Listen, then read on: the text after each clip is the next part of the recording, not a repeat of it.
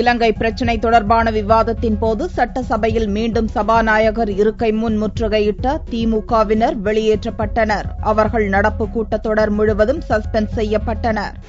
தமிழக சட்டசபை வியாழக்கிழமை காலை கூடியதும் கேள்வி நேரத்திற்கு பிறகு கவர்னர் உரைக்கு நன்றி தெரிவிக்கும் தீர்மானத்தின் மீது மனிதநேய மக்கள் கட்சி உறுப்பினர் ஜவாஹிருல்லா பேசினார். ஈழத்தமிழர் பிரச்சினையில் மத்திய அரசு போதிய நடவடிக்கை எடுக்கவில்லை என்று அவர் சுட்டிக்காட்டிய போது குறுக்கிட்ட அமைச்சர் KP முனுசாமி, ஈழத்தமிழர் பிரச்சினைக்கு 100% கருணாநிதிதான் காரணம் என்றார். அப்போது அமைச்சரின் பேச்சை கண்டித்து திமுக MLA-க்கள் கொறடா சக்கரபாணி தலைமையில் துணை சபாநாயகர் இருக்கையை முற்றுகையிட்டனர். துணை சபாநாயகர் பொள்ளாச்சி ஜெயராமன் திமுகவினரை சமாதானம் செய்ய முயன்றும் முடியாததால் சபை காவலர்களை அழைத்து அனைவரையும் வெளியேற்ற உத்தரவிட்டார்.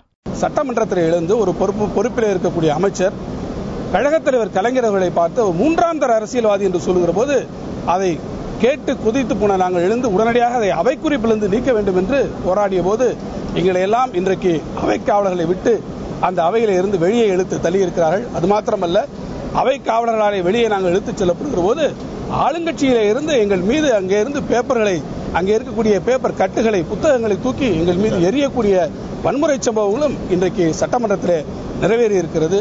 திமுகவினர் வெளியேற்றப்பட்டதை தொடர்ந்து சபைக்கு வந்த சபாநாயகர் தனபால் ஒரு அறிக்கையை வாசித்தார். சபையின் மாண்பை குறைக்கும் வகையில் நடந்து கொண்டதால் வியாழக்கிழமை பங்கேற்ற திமுகவினர் அனைவரையும் கூட்டத்தொடர் முழுவதும் சஸ்பெண்ட் செய்து உத்தரவிட்டார். வெள்ளியன்று சட்டசபையில் கவர்னர் உரைக்கு முதல்வர் ஜெயலலிதா நன்றி தெரிவித்து பேசுகிறார். அதன்பின் சட்டசபை கூட்டத்தொடர் ஒத்திவைக்கப்படுகிறது.